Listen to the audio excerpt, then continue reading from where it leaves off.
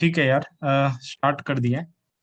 So basically क्या था कि लास्ट जो 2-3 सेशन में मैंने ना एक्चुअली इन्वेंट्री, एक मैन्युफैक्चरिंग ऑर्गेनाइजेशन में कैसे इन्वेंट्री का पूरा एकदम मूवमेंट होता है वो मैंने दिखाया था। और मैंने पूरा ट्रायल बैलेंस भी बना के दिखाया था। वो ट्रायल बैलेंस बनाया जो था मैंने पूरा इन्वेंट्री का मूवमेंट करके, मतलब मैन्युफैक्चरिंग ऑर्गेनाइजेशन में तो जैसे कुछ बन रहा है। सो जैसे मेरे एग्जांपल में था कि एप्रोन बन रहा था। तो एप्रोन बन रहा था तो उसके लिए कुछ क्लॉथ लग रहा था, कुछ थ्रेड्स लग रहे थे क्योंकि उसको स्टिच करना था। और उसी की तरह कुछ पैकिंग मटेरियल्स भी लग रहा था। ऐसे करके लग रहा था। मेरा एग्जांपल था ये एप्रोन का। तो ये तो डायरेक्टली ऐसे बनेगा नहीं। ऑर्गेनाइजेशन में तो पहले कपड़ा लाया जाएगा, उसके बाद पैकिंग मटेरियल्स लाया जाएगा, उसके बाद थ्रेड ब्रेड लाया जाएगा, उसके बाद इसको स्टिच करेंगे, उसके बाद बनाएंगे। तो ये सारा जो चीज हो रहा है, तो इन्वेंट्री इशू भी हो रहा है, नया एफजी बन भी रहा है। सो ये सारे चीज़ों का कैसे अकाउंटिंग होता है सिस्टम में, वो चीज़ मैंने दिखाया था बेसिकली। और फिर मैंने ट्रायल बैलेंस भी बना के दिखाया था कि कैसा इसका ट्रायल बैलेंस दिखेगा। उसमें अब लेकिन जैसा ट्रायल बैलेंस दिखता है, फिर उसके बाद लेकिन प्रेजेंटेशन इन फाइनेंशियल स्टेटमेंट्स फिर अलग होता है थोड़ा-सा। वहाँ पर मैंने गलती भी बोला था कुछ, प्रेजेंटेशन फाइनेंशियल स्टेटमेंट में मैंने बोला था वर्बली कि ऐसा होगा। मैं कहाँ गलत बोला था वो मैं बता दूँगा, कहाँ गलत बोला था। और एक्चुअल में कैसा होगा आज मेजरली वो देखेंगे। और आज का जो एग्ज़ाम्पल है ना, उस मैंने जो एग्ज़ाम्पल्स करवाया था उसमें मैंने क्लोजिंग स्टॉक रखा नहीं था। सिम्प्लिसिटी के लिए कि क्लोजिंग स्टॉक नहीं है। लेकिन आज का जो एग्ज़ाम्पल है, उसमें मैं जो अभी जो एग्ज़ाम्पल दिखाऊँगा, वही वाला को उसमें क्लोजिंग स्टॉक भी रखा हूँ, ताकि ज़्यादा क्लैरिटी पिक्चर हो, पूरा एकदम प्रॉपर। क्या है ना कि अकाउंटिंग अगर समझ गए ना कि कैसे होता है, तो फिर ऑडिट तो समझ जाओगे। जो इंसान अकाउंट्स बना रहा है, वो किस अप्रोच से अकाउंट्स बन रहा है, अगर आपको वो समझ में आ जाता है, तो आपको पता होता है कि एज़ एन ऑडिटर आपको दिखना क्या है, आपको चेक क्या करना है, वो आपको क्लैरिटी हो जाता है। इसलिए मैं पहले अकाउंटिंग दिखा देता हूँ, तो पूरा फिर एज़ एन ऑडिटर भी पूरा क्लैरिटी हो जाएगा कि क्या चेक करना है। तो पहला जो एग्ज़ाम्पल मैं आज दिखाऊँगा, वो होगा कि जिसमें क्लोजिंग स्टॉक होगा। और उसके बाद वाला जो एग्ज़ाम्पल होगा, वो मैं जो दिखाऊँगा, वो होगा कि क्लोजिंग स्टॉक जो मेरा एग्ज़ाम्पल चल रहा था, उसी को मैं दिखाऊँगा जिसमें क्लोजिंग स्टॉक नहीं होगा। और इसके बाद ये दोनों प्रोसेस के बाद मैं वो वाला प्रोसेस दिखाऊँगा जो इंडस्ट्रीज़ में ये सीओजीएस वाला मेथड फॉलो ही नहीं होता, ये स्टैंडर्ड कॉस्टिंग वाला मेथड नहीं फॉलो होता। जहाँ पर परचेज़ अकाउंट वाला मेथड फॉलो होता है। परचेज़ अकाउंट डेबिट, अ परचेज़ अकाउंट डेबिट, वो वाला मेथड होता है जहाँ पर क्लोजिंग स्टॉक को मतलब मैनुअली एंट्री मार के क्रिएट करना पड़ता है। वो वाला भी दिखाऊँगा। सो पहले स्टार्ट करते हैं। अ, ये था मेरा एग्ज़ाम्पल, अगर याद होगा तो। मैंने मैं यही दिखा रहा था कि मेरा प्रोडक्शन था, मेरे को 1 लाख एप्रॉन्स बनाना है। और ये था बॉम उस ऑर्गेनाइजेशन का, जिसमें वो बोल रहा था कि क्लॉथ मेरे को 250 मीटर पर एप्रॉन लगेगा, 250 मीटर पर एप्रॉन। थ्रेड मुझे एक, हर हर मटेरियल के लिए, हर एप्रॉन के लिए मुझे एक थ्रेड लगेगा और पैकिंग मटेरियल मुझे एक पीस लगेगा। ऐसे ये था मेरा एग्जांपल। पैकिंग मटेरियल मुझे एक पीस लगेगा, तो टोटल मेरे को ये 3 आइटम्स लगेंगे। और मेरे को क्योंकि 1 लाख आइटम बनाना है, सो 1 लाख आइटम बनाना है। सो मेरे को टोटल जो क्वांटिटी लगेगा वो हो जाएगा 25 लैक्स। ये प्रोडक्शन क्वांटिटी मीटर में क्लॉथ लगेगा 1 लाख एप्रॉन बनाने के लिए। उसी तरह 1 लाख को ब एक एक एक एप्रॉन के लिए 1 थ्रेड चाहिए, तो 1 लाख एप्रॉन्स के लिए 1 लाख थ्रेड चाहिए होगा। और पैकिंग मटेरियल क्योंकि 1 एप्रॉन के लिए 1 लगता है, तो 1 लाख के लिए 1 लाख लगेगा। तो इसी तरह टोटल मेरा आइटम्स बन जाएँगे 5 लाख, 520 लैक्स के वैल्यू में। वैल्यू कैसे आया? मैंने रेट पकड़ा था पैकिंग मटेरियल का ₹10, थ्रेड का ₹10 और क्लॉथ का ₹2 करके पकड़ा था। ऐसे करके पकड़ा था मैंने। और टोटल यहाँ पर वैल्यू आ गया 500 लैक्स क्लॉथ का, थ्रेड का वैल्यू आ गया 10 लैक्स और पैकिंग मटेरियल का वैल्यू आ गया 10 लैक्स। अब कोई भी ऑर्गेनाइजेशन में जाएँगे तो ऐसे ही करके तो मटेरियल आता है ना? ऐसे ही करके मटेरियल आता है, अब होता है अकाउंटिंग चालू होता है, ठीक है? मेरा जो अब ये वाला जो एग्ज़ाम्पल है, इसमें क्लोजिंग स्टॉक है, तो ध्यान से देखना। और इसके बाद मैंने इस जगह में थोड़ा-सा बनाया भी है कि कैसे करके इसका अकाउंटिंग मतलब फाइनेंशियल स्टेटमेंट में प्रेज़ेंटेशन कैसे होगा, ठीक है?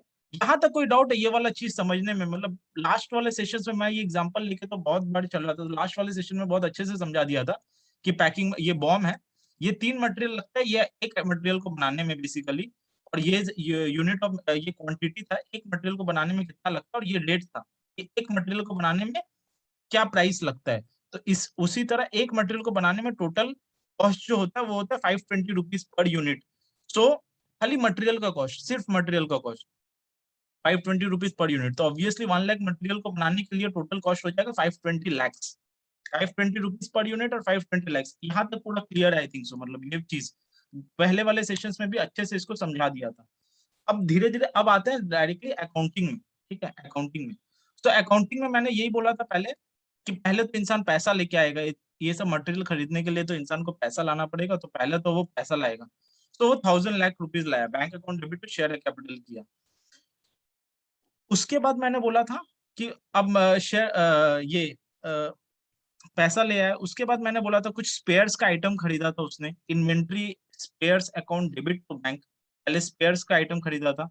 मैंने इधर हमेशा बोलता हूँ कि GRIR होता है, लेकिन मैंने इधर डायरेक्ट एंट्री मार दिया है, ठीक है। यहाँ पर मैंने GRIR यूज किया, इन्वेंट्री अकाउंट डेबिट। 520 लाख का मटेरियल खरीदना है मेरे को इस आइटम को बनाने के लिए, तो 520 लाख का मैंने मटेरियल का एंट्री मारा, inventory account debit GRIR account, और फिर GRIR को क्रेडिटर में पार्क किया, GRIR account debit to creditor, ठीक है। और ऑब्वियसली मैंने जैसे ये एग्जांपल में बार बार दिखा रहा था कि स्पेयर मटेरियल तो खरीद लिया, फिर स्पेयर्स वेयर्स में सीजर वीजर और जो भी स्पेयर्स आइटम चाहिए वो तो खरीद लिया, लेकिन ये सिलाई मशीन्स भी तो खरीदना पड़ेगा, तो एसेट तो खरीदना ही पड़ेगा। तो एसेट खरीदने का एंट्री मारा था मैंने, fix asset account debit to bank. यहाँ तक आई थिंक सो सारा याद आ रहा है, कुछ डाउट यहाँ तक? नो। हाँ ठीक, ठीक है, ठीक है। तो fix asset account debit to bank, और उसके बाद और हाँ ये हो गया। अब मेन आता है, अब सपोज इतना से तो मेरा काम स्टार्ट हो जाएगा बेसिकली। इलेक्ट्रिसिटी तो आ गया, लेबर वेबर भी आ गए यहाँ पर काम करने के लिए, लेकिन ये लोग का बिल्स आएगा बाद में, क्योंकि ये लोग का मंथ एंड में बिल आ सकता है, क्वार्टर एंड में बिल आ सकता है, ठीक है। तो ये लोग का बिल्स आएगा बाद में। सो अब ये लोग ने सारा मिल के बनाया, और ये लोग ने 1 लाख सपोजिटली ये मंथ ईयर का पकड़ के चलते, ये लोग ने साल का पूरा काम किया और 1 लाख एप्रॉन्स बना दिया। तो 1 लाख एप्रॉन्स बना दिया तो जर्नल एंट्री क्या होगा एज पर, मतलब कि स्टैंडर्ड 1 लाख एप्रॉन हम लोग ने बनाया है, तो जनरल एंट्री क्या होना चाहिए, कुछ मटेरियल इशू हुआ होगा और कुछ मटेरियल क्रिएट हुआ होगा, है ना।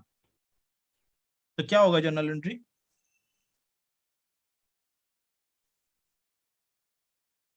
हेलो,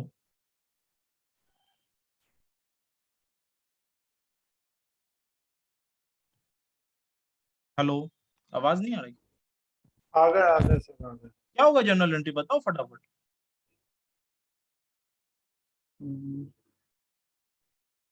जनरल एंट्री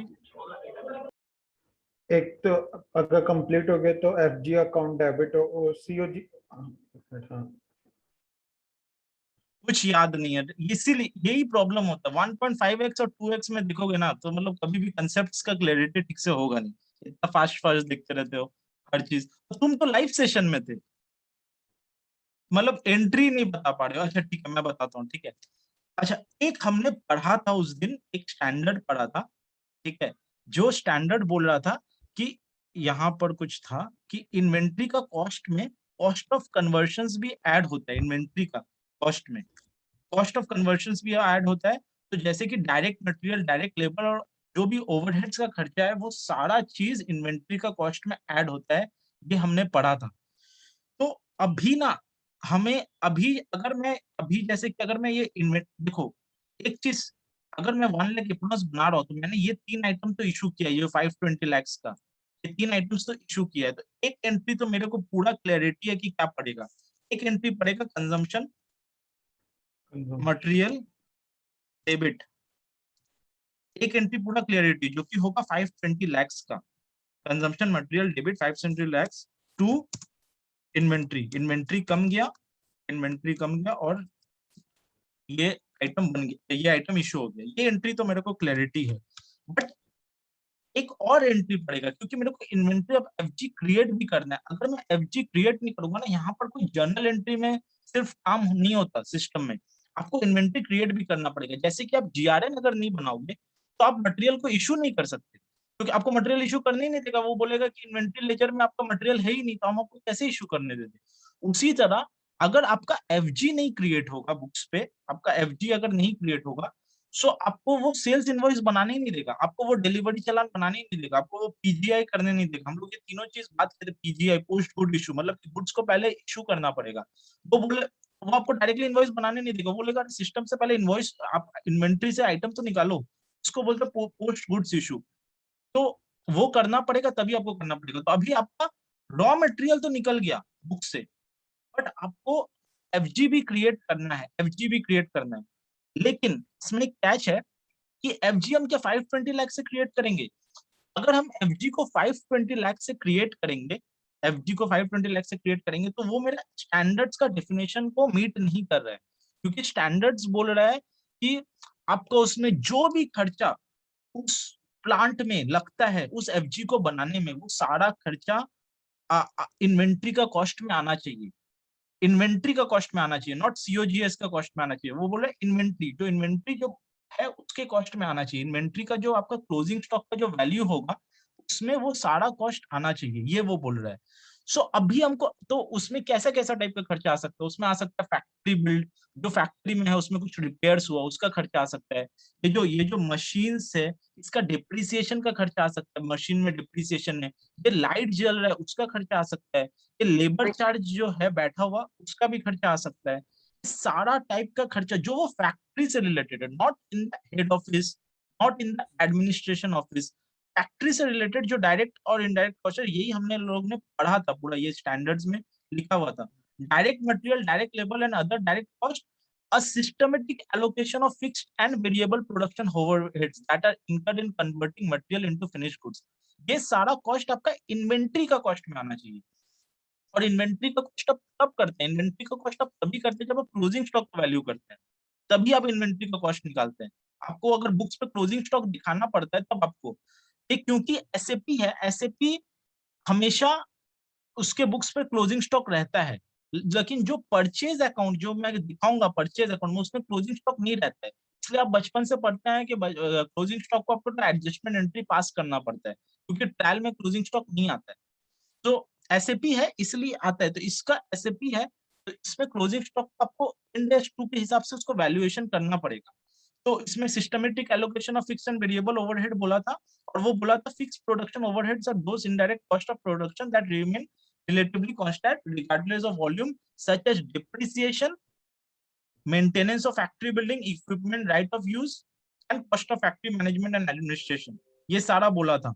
और यहाँ पर वेरिएबल में भी बोला था कि सॉरी, वेरिएबल में बोला था कि variable production overheads those indirect cost that are very nearly directly with the volume of production such as indirect materials, कुछ indirect materials हो सकता है, indirect labor, वो सारा चीज। तो मतलब कुछ स्पेयर्स का कॉस्ट, मैं बार बार बोल रहा था कि अगर सपोजिटली सीजर भी यूज कर रहा है तो सीजर किस लिए यूज कर रहा है, सिर्फ सीजर उसी को तो ये करने के लिए यूज कर रहा है, उसी का कपड़ा को काटने के लिए यूज कर रहा है, तो वो वाला कॉस्ट भी आएगा। सो अभी अब अभी क्योंकि मेरे अभी के एग्जाम्पल में अभी हमको नहीं पता है कि एफजी का कॉस्ट एक्चुअल में कितना आएगा, एफजी का फिनिश गुड्स का कॉस्ट कितना आएगा। तो अभी मैं एक स्टैंडर्ड प्राइस सेट कर देता हूँ सिस्टम में। एसएपी में एक मटेरियल मैनेजमेंट करके है, MM03 करके कोड होता है, MM03 देखो, ऐसे 03 का मतलब हमेशा डिस्प्ले होता है, जैसे क्रिएट ऑल्टर डिस्प्ले होता है ना, तो 03 करके जो कोड होता है ना, वो डिस्प्ले करता है जनरली। जैसे कि ME23N है ना, ME21N से पीओ क्रिएट होता है, शायद मेरे को जितना, जहां तक मेरे को समझ में आया है। मैंने हमेशा बोला है ना कि ME23N से पीओ दिखता है, तो ME23N से पीओ दिखता है, लेकिन ME21N से पीओ क्रिएट कर सकते हैं, ME22N से पीओ ऑल्टर कर सकते हैं, क्रिएट। तो उसी तरह MM01 से एक मटेरियल बना सकते हैं, MM02 से मटेरियल को ऑल्टर कर सकते हैं, और MM03 से वो मटेरियल का देख सकते हैं, उस मटेरियल का कोड में आपको दिखेगा उसका वैल्यूएशन क्लास क्या है, उसका। तो मटेरियल बना सकते हैं, मतलब मटेरियल कोड का है ना, मटेरियल कोड हाँ हाँ, बनाना है। मटेरियल कोड बना सकते हैं, मटेरियल कोड क्रिएट कर सकते हैं। तो उधर पर ना, वहां पर ये स्टैंडर्ड प्राइस सेट कर देते हैं। स्टैंडर्ड प्राइस सेट क्या रहता है कि उस आइटम को जब हम क्रिएट करेंगे, उस आइटम को जब हम क्रिएट करेंगे, एफजी जब बनाएंगे, तो वो किस वैल्यू में मेरे बुक्स में इन्वेंट्री क्रिएट होगा, किस वैल्यू में क्रिएट होगा। तो मेरे एग्जांपल में फिलहाल के लिए मैंने रखा था कि मैं 750, क्योंकि मुझे तो अभी पता नहीं है, तो मैंने रखा था कि मैं 750 रुपीज पर यूनिट में एफजी को क्रिएट करूंगा। तो मैं बुक्स में एक एंट्री मारूंगा, मेरा इन्वेंट्री तो आउट हो गया, अब मेरे को इन्वेंट्री क्रिएट करना है, तो मेरे को इन्वेंट्री क्रिएट करना है, तो वो मेरे लिए एसेट है, एसेट है, तो asset, fix asset account debit हो जाएगा 750 रुपीज। और मैंने एक अकाउंट यूज किया था, वो था ऑफसेट अकाउंट, पीएल में क्लिक जाएगा because it is an income, तो एक क्रेडिट में आइटम जाएगा। अभी एसेट मेरा क्रिएट हो रहा है, तो मेरा क्रेडिट में कैपिटल आइटम जाएगा, तो वो हो जाएगा। मैं ऑफसेट अकाउंट एक यूज किया था, ये वाला मैंने बोला था कि ऑफसेट अकाउंट भी यूज हो सकता है कहीं पर। वो जो सीओजीएम, सीडीजीएम ऐसे करके भी मैंने दिखाया था कि वो नॉमेनक्लेचर कुछ भी हो सकता है, बट जर्नल एंट्री ऐसा ही पड़ता है। और मैंने उसको दिखाया भी था, मैंने कहाँ दिखाया था, यहाँ यहाँ पर दिखाया था शायद। हाँ हाँ, ये देखो, एसएफजी अकाउंट डेबिट, मतलब सेमी फिनिश गुड्स क्रिएट हो रहा है, डेबिट हो रहा है एसएफजी। और एक तो सीओजीएम या सीडीजीएम करके नाम रखा है वो लोग, जो भी हो, सीडीजीएम हो सकता है, सीओजीएम हो सकता है, बट कुछ भी एक होता है, बट ऐसा ही होता है, पीएल लेग में जाते हैं, ठीक है, इन्वेंट्री क्योंकि क्रिएट हो रहा है। सो मैंने अभी क्रिएट करके रखा उसको 750 रुपीज में, क्योंकि मुझे पता नहीं है कि फाइनली कॉस्ट कितना आएगा, ईयर एंड में कॉस्ट कितना आएगा, या फिर मंथ एंड में कॉस्ट कितना आएगा ये बनाने में। तो ये हो गया स्टैंडर्ड प्राइस मैंने सेट किया। उसके बाद क्या हुआ, उसके बाद उसके बाद मैंने सेल किया एक्चुअली आइटम को, ठीक है, कुछ आइटम्स को मैंने सेल किया। अब क्योंकि मैंने क्लोजिंग स्टॉक रखा है, तो इस एग्जांपल में मैंने 1 लाख आइटम्स को नहीं सेल किया, मैंने 90,000 आइटम्स को सेल किया। और अगर याद होगा, याद नहीं भी हो सकता, कोई दिक्कत नहीं है, मैंने जो सेलिंग प्राइस रखा था वो था 800 रुपीज पर यूनिट। तो क्या एंट्री पड़ेगा, एक एंट्री पड़ेगा डेटर्स, डेटर्स डेबिट होगा 800 रुपीज से, सॉरी, हाँ 800 रुपीज पर यूनिट। लेकिन मैंने कितना यूनिट्स बेचा था, मैंने बेचा था 90,000 यूनिट्स, है ना, 90,000 यूनिट्स। और मेरे एग्जांपल में अभी मैं 90,000 यूनिट से बेच रहा हूँ, क्योंकि मुझे क्लोजिंग स्टॉक को लाना है 90,000 यूनिट्स। और 10 और 10⁵ क्यों किया, क्योंकि लैक्स को कन्वर्ट करना है मेरे को। तो 720 लाख रुपीज का मैंने डेटर्स को बेचा। क्रेडिट क्या होगा, सेल्स होगा 720 लैक्स, ठीक है, यहां तक क्लैरिटी है। हाँ हाँ ठीक है, डेटर्स अकाउंट डेबिट तो सेल्स हो गया, ठीक है। अब क्योंकि ये सिस्टम में जब एंट्री पड़ाना, इससे पहले आपको एक तो मटेरियल को आउट भी कराना पड़ेगा। अगर आप मटेरियल आउट नहीं करोगे, तो आपका तो बुक्स में ये वाला, ये जो फिनिश गुड्स क्रिएटेड है, आपका तो ट्रायल बैलेंस में पड़ा रह जाएगा। तो इसीलिए एक प्रोसेस होता है पीजीआई, जो एसएपी में होता है, पीजीआई बोलते हैं, पोस्ट गुड इशू, मतलब कि पहले एक सेल्स ऑर्डर बनता है, मैंने पहले भी दिखाया था, पहले एक सेल्स ऑर्डर बनता है, फिर उसके बाद एक डिलीवरी चालान बनता है, जनरली डिलीवरी चालान, डिलीवरी चालान आपको, और उसके बाद पीजीआई करना पड़ता है। आप गुड्स को इशू तो करो, आप इनवॉइस बना दोगे, पता चला आपका इन्वेंट्री से गुड्स नहीं निकला, तो गलत हो जाएगा ना, तो आपको गुड्स इशू करना पड़ेगा।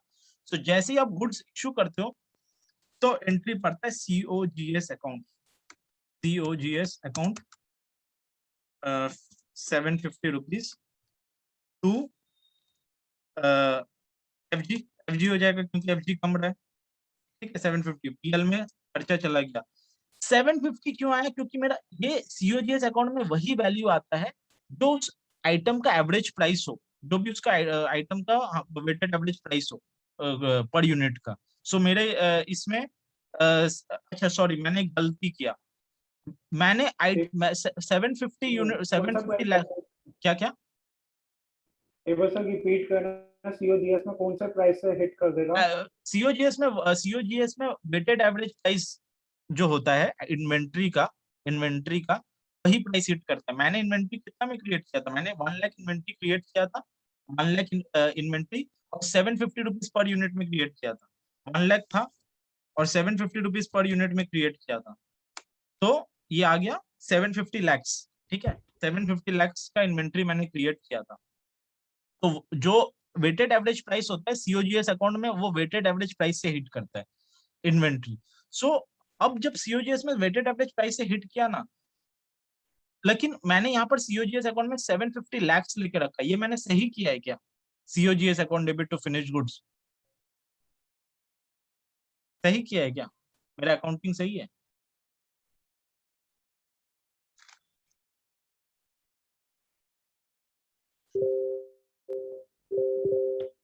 बताओ।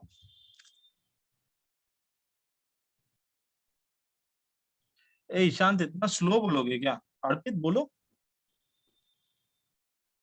मेरे को तो सर ठीक लग गया। कैसे ठीक हो सकता है ये वाला चीज? कैसे ठीक हो सकता है? 750 lakhs है, मैंने आइटम बेचा 90,000 यूनिट्स, तुम इन्वेंट्री पूरा वैल्यू का निकाल दोगे? मैं आइटम बेचा, मैंने क्या बोला? मैंने 1 लाख आइटम्स नहीं बेचा, मैंने यहाँ पर 90,000 आइटम्स बेचा। सीओजीएस अकाउंट में भी तो 90,000 का पीएल में खर्चा जाना चाहिए ना। 1 लाख का खर्चा निकाल दोगे, फिनिश गुड्स को पूरा आउट कर ओके, इसका दोगे। 90% आएगा। हाँ, इसका इसका 90% आएगा। हाँ हाँ, सो इसका 90% आएगा, तो is equal to 750 rupees per unit into 90,000, क्योंकि 90,000 मेरा ये है, ठीक है। मैं 90% करने से भी आ जाएगा, लेकिन मैं नॉर्मल कैलकुलेशंस को ब्रेक करके दिखा रहा हूँ, ठीक है। Divided by 10 to the power 5 lakhs में कन्वर्ट होगा 750 रुपीज पर यूनिट, क्योंकि मेरा एवरेज प्राइस 750 रुपीज का है। 90,000 by 10 to the power 5 675 rupees आया। 675, हाँ ठीक है। एक सेकंड, कुछ गलत हो रहा है क्या? 750 रुपीज पर यूनिट इंटू 90,000, हाँ ठीक है, ये यहाँ तक ठीक है। अब इसमें अब आया लास्ट में खर्चा। क्या खर्चा आया? इलेक्ट्रिसिटी चार्जेस मेरा 30 लाख रुपया का खर्चा आया। बाद में मेरे पास मंथ एंड में बिल आया इलेक्ट्रिसिटी चार्जेस का। लेबर चार्जेस का मेरे पास बिल आया 110 लाख रुपया का, 110 लाख, और मैंने इसको बैंक से पे कर दिया, तो 140 लाख। इसके अलावा जो इन्वेंट्री स्पेयर्स मैंने जो लाया था, खरीदा था 20 लाख रुपया का, वो मैं यूज भी किया, तो वो कंज्यूम हुआ था। जब कंज्यूम हुआ तो क्या एंट्री पड़ा? Consumption spares account debit to inventory, PL में चार्ज हुआ, क्योंकि ये बैलेंस शीट में इन्वेंट्री स्पेयर्स एक बैलेंस शीट आइटम है, ठीक है। जब यूज होता है तब वो पीएल में चार्ज होता है, ठीक है। यहाँ तक अच्छा, ये सारा हो गया। अब और क्या, डेटर्स टू सेल्स सब कुछ हो गया। अब आया प्रॉब्लम एक। अब देखते हैं कि देखो, मेरा मटेरियल कॉस्ट था 520 lakhs, मेरा स्पेयर्स का कॉस्ट है 20 lakhs, मेरा डिप्रिसिएशन तो यहाँ दिख रहा है ना, ये वाला जगह। मेरा material cost 520, spares 20 lakhs, depreciation 10, electricity 30 lakhs और लेबर चार्जेस 110 lakhs। तो मेरा टोटल कॉस्ट आया 690 lakhs का। Total cost 690 lakhs। ये 690 lakhs आया कौन, कितने यूनिट्स के लिए? 1 लाख यूनिट्स के लिए, क्योंकि मैंने बना तो लिया 1 लाख यूनिट्स ही, भले ही मैं सेल 90,000 करूं, बना तो लिया मैंने 1 लाख यूनिट्स ही, ठीक है। तो 690 lakhs कैसे आया, ये समझ में आया? 690 lakhs, हाँ आ गया। हाँ हाँ हाँ हाँ, तो 690 lakhs आया। लेकिन 690 lakhs जो आया वो 1 लाख यूनिट्स के लिए आया, मतलब 690 रुपीज पर यूनिट आया, 690 रुपीज पर यूनिट। मैंने जो एफजी क्रिएट किया था, एफजी यहाँ पर मैंने कितने में किया था? 750 रुपीज पर यूनिट में किया था, 750, क्योंकि मैं बार बार बोल रहा था कि मुझे तो पता ही नहीं है कि कितने वैल्यू में फिनिश गुड्स, कितना वैल्यू होगा, इन्वेंट्री का वैल्यू एंड में क्या होगा, तो मुझे पता नहीं है। तो मैंने एफजी को क्रिएट किया था 750 रुपीज में, एक्चुअल में कॉस्ट कितना है? 690 रुपीज। तो मेरा जो एफजी है, मेरा जो ऑफसेट अकाउंट में जो 750 रुपीज है, ये एक्चुअल में होना कितना चाहिए था? 690 रुपीज होना चाहिए था, है ना? होना चाहिए था 690 रुपीज। तो मेरा ऑफसेट अकाउंट 60 रुपीज से ज्यादा क्रेडिट हुआ है, वो मैं बोल सकता हूँ ऑफसेट अकाउंट, क्योंकि इसको होना चाहिए था 690 रुपीज और हो गया 750 रुपीज से, तो 60 रुपीज ज्यादा, ऐसा मैं बोल सकता हूँ? बोल सकते हो। हाँ, ठीक है। सो ऑफसेट अकाउंट मेरा सही है, तो हमको उसको 60 रुपीज से कमाना पड़ेगा, ठीक है ना। This meeting will and in 10 minutes, okay. तो 60 मिनट से कमाना पड़ेगा, और उसके साथ साथ ऑफसेट अकाउंट से कमाना पड़ेगा। तो ऑफसेट अकाउंट से तो कमाएंगे, इफेक्ट कहाँ कहाँ देंगे? ऑफसेट अकाउंट डेबिट होगा, क्रेडिट में क्या क्या होगा? तो एक देखो, एक डिक्रीज इन इन्वेंटरी होगा।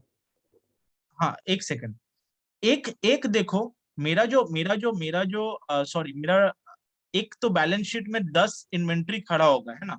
10,000 सॉरी, हाँ 10,000 इन्वेंट्रीज होगा, जो कि 750 रुपीज करके होगा, है ना। बैलेंस शीट में मैंने तो 1 लाख इन्वेंट्री प्रोड्यूस किया था जिसमें से 90,000 को बेच दिया। तो एक तो होगा कि मेरा जो इन्वेंट्री होगा, इन्वेंट्री जो 10,000 यूनिट जो मेरा बचा हुआ है बैलेंस शीट में, वो कितने के वैल्यू में होगा? वो होगा 750 रुपीज पर वैल्यू। मतलब कि 10,000 into 750 is equal to 75 lakhs rupees per item होगा, 75 लाख रुपीज। लेकिन इसको होना कितना चाहिए? इसको होना चाहिए था 69 लाख रुपीज पर आइटम, है ना? 69 लाख रुपीज। तो वहां पर वो 6 लाख से इन्फ्लेटेड है मेरा इन्वेंट्री, 6 लाख से, है ना? तो इन्फ्लेटेड है तो वो एक तो हो जाएगा टू इन्वेंट्री, 6 लाख से उसको कमा देंगे, कम गया, ठीक है, 6 लाख से कम गया, ठीक है। दूसरा का क्या हुआ? दूसरा कहाँ इफेक्ट हुआ? अभी भी तो 54 लाख का इम्पैक्ट देना बचा है। 54 लाख का कहीं ना कहीं क्रेडिट होगा, है ना? कहाँ क्रेडिट होगा? सर एक बार ये नहीं समझा टू इन्वेंट्री में। अच्छा 6 लाख, ठीक है वहां 6 लाख कैसे आया? मेरा इन्वेंट्री जो 10,000 आइटम्स था, 750 रुपीज करके इन्वेंट्री में क्रिएटेड है, लेकिन एक्चुअल में कितना होना चाहिए था? एक्चुअल में होना चाहिए था 690 रुपीज करके, 690 rupees per item. 750 minus 690 is equal to 6 lakhs ना, 75 लैक्स। ये तो 75 लैक्स है ना, 5 जीरो है यहाँ पर और यहाँ पर, हाँ, तो 6 लैक्स है, ठीक है ना? और इसके अलावा ये तो 6 लैक्स हुआ। ऑफसेट अकाउंट से मेरे को 60 लैक्स कमाना है ना? 60 लैक्स को कमाना है। ऑफसेट अकाउंट डेबिट किया 60 लाख से, इन्वेंट्री अकाउंट क्रेडिट किया 6 लाख से। और एक कहाँ कमेगा? 54 लाख कहाँ कमेगा? 54 लाख जो कमेगा वो होगा सीओजीएस अकाउंट, क्योंकि सीओजीएस अकाउंट भी तो ज्यादा से बड़ा हुआ है, वो भी तो 750 रुपीज करके बड़ा हुआ है, 750 रुपीज करके। लेकिन एक्चुअल में कितना होना चाहिए था इसको? 690 रुपीज होना चाहिए था, 690 रुपीज। तो एक्चुअल में होना चाहिए था 621 लैक्स सीओजीएस अकाउंट में डेबिट होना चाहिए था, हो गया 675 लैक्स। ये दोनों का डिफरेंस कितना होता है? 675 माइनस 621, 54। तो टू सीओजीएस अकाउंट हो जाएगा 54 लैक्स। अकाउंटिंग समझ में आया? सीओजीएस अकाउंट ज्यादा से डेबिट हो गया था ना, ज्यादा से डेबिट हो गया था, ठीक है। अच्छा, अब मेन पार्ट आता है, ठीक है, अब ट्रायल में आता है और फटाक से एक बार पीएल इसको कवर करने का कोशिश करता हूँ। उसके बाद मैं फिर डिटेल में फिर नेक्स्ट वाला सेशन में भी मतलब ये ऑफसेट अभी मेजर किसके लिए बात है? क्या क्या अर्पित? ऑफसेट अकाउंट ऑफसेट मेजर किसके लिए बात है? मेजर ऐसा ऑफसेट अकाउंट जनरली यूज होता है एफजी और सेमी फिनिश गुड्स को क्रिएट जब करते हैं ना, तब ऑफसेट अकाउंट क्रिएट होता है बेसिकली। क्योंकि हमको तो बैलेंस शीट में, मतलब देखो, हम जब ईआरपी में कर रहे हैं तो ईआरपी में सारा चीज balance sheet to balance sheet होता है, पीएल टू पीएल नहीं होता। ऐसे जब मैं नॉर्मल एसएपी में जो नॉर्मल टैली में जब अकाउंटिंग होता है तो क्या होता है? Purchase account debit to creditor. Purchase क्या है? पीएल नेचर का आइटम है ना? और वो परचेज अकाउंट मेरा पीएल में चार्ज हो जाता है, PL account debit to purchase, है ना? परचेज डेबिट है, परचेज क्रेडिट कर दिया, पीएल में चार्ज कर दिया, पीएल डेबिट टू परचेज। लेकिन जब मेरा एसएपी आ जाता है, वहां पर क्या एंट्री पड़ता है? जब हम लोग आइटम खरीदते हैं, inventory account debit to creditor, बीच में जीआरआईआर पड़ता है, लेकिन मैं उधर बात नहीं कर रहा। तो inventory account debit to creditor मतलब एक बैलेंस शीट में एसेट साइड में एक एंट्री पड़ा, बैलेंस शीट के लाइबिलिटी साइड में एंट्री पड़ा, दोनों एंट्री बैलेंस शीट में है। तो अब ऐसे एंट्रीज को हम पीएल में कब ले जाएंगे, कैसे ले जाते हैं? मेरा ये जो टोटल अकाउंटिंग जो सिखाने का जो ऑब्जेक्टिव है वो वही है कि ऐसे एंट्रीज को आप पीएल में कब ले जाते हैं। तो पीएल में कब ले जाते हैं? स्पेयर्स आइटम के लिए आप रिजर्वेशन बनाते हैं। जो आदमी आता है ऑफिस में, मतलब कि जो जो यूनिट का डिपार्टमेंट वाला आता है, स्टोर्स वाले बंदे को एक पर्ची देता है कि देखो आइटम मुझे चाहिए, और वो दे देते हैं स्पेयर्स आइटम। स्पेयर्स आइटम क्या हो सकता है? बियरिंग हो सकता है, वेल्डिंग रॉड्स हो सकता है, जैसे मेरे केस में सीजर्स हो सकता है, जैसे पेपर्स हो सकता है, तो स्पेयर्स आइटम हो गया। और कुछ होता है डायरेक्ट मटेरियल। डायरेक्ट मटेरियल मतलब कि जो आप जिस कंपनी में जा रहे हैं उस कंपनी में वो आइटम जो भी मैन्युफैक्चर कर रहा है, तो उसका क्या है? जूते के कंपनी में गए तो लेदर हो गया, लेदर से ही तो वो जूता बना रहा है, लेदर के साथ उसका शू लेसेस हो गया, ठीक है, ऐसा टाइप का आइटम। तो वो आइटम्स तो स्पेयर्स आइटम नहीं हुए, वो आइटम तो रॉ मटेरियल आइटम हुआ। तो वो रॉ मटेरियल आइटम कैसे इशू होगा? तो रॉ मटेरियल आइटम इशू इस तरीके से होता है।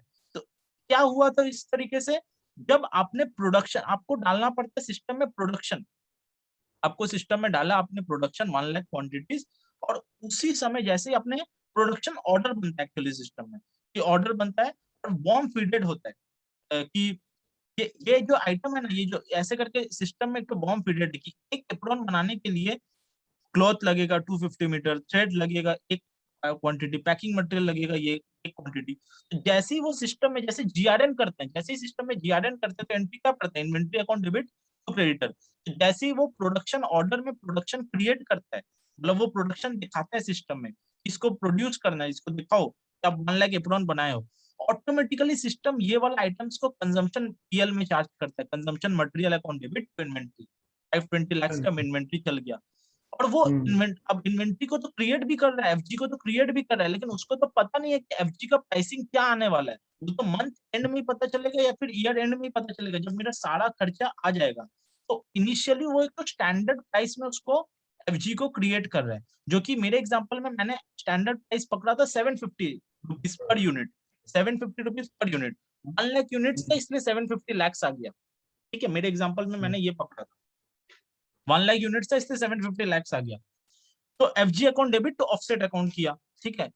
अब तो ये ऑफसेट का एक तरह का पीएल लेग का आइटम है, कुछ भी अब नाम हो सकता है पीएल। आप किसी double entry system of accounting, आप जब ने कंजम्पशन मटेरियल को डेबिट किया तो ये लेग कहाँ गया, ये लेग पीएल में चल गया, और ये लेग क्या किया, ये बैलेंस शीट को जीरो कर दिया।